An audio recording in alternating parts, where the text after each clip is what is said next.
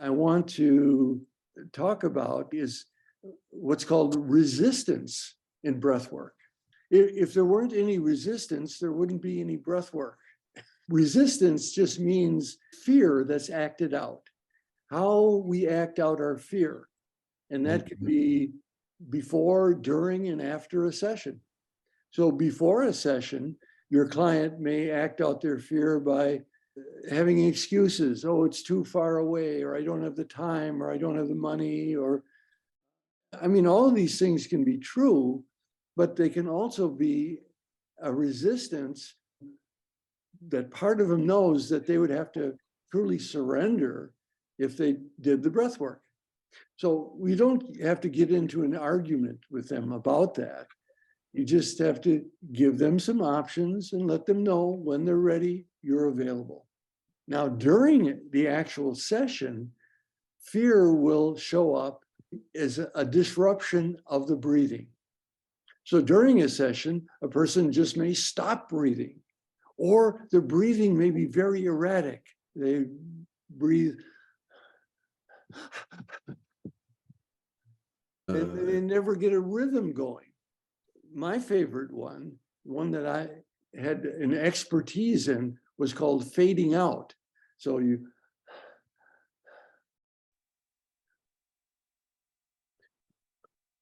you just slow down, and you can see people starting to do that.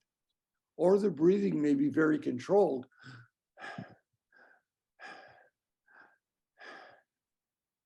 Or very mechanical. Or they may just like to talk a lot and disrupt their breathing, tell you fascinating stories that are very interesting, but they're not breathing. The breathing may be out of sync, so that there's a very short inhale and a long exhale, or a short exhale and a long inhale. They may like to give a lot of instructions. Oh, put a blanket on me. Oh, touch my shoulder. Oh, rub my feet. Oh, give me a drink, Coca-Cola. And one that's somewhat common is they might have had an experience one time that was very dramatic, but then they keep on repeating the drama. Oh, the doctor is coming to take my head out with a forceps. Oh, this is terrible. Ah, ah.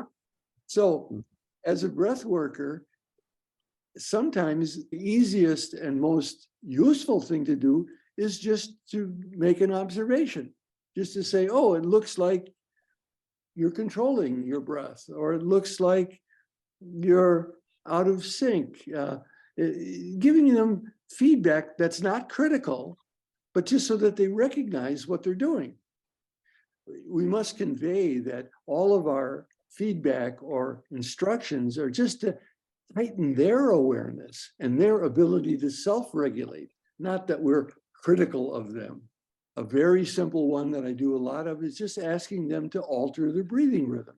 If it's getting too slow and they're fading out, you might ask them to speed it up. Or if they're going too fast, ask them just to slow it down.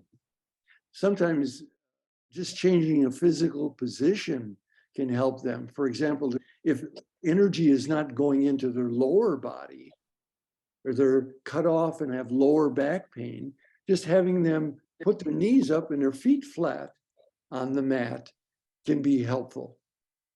As I said before, often just saying, what are you feeling in your body? And just reporting the sensations and emotions helps them be aware of what's going on and gets them back breathing.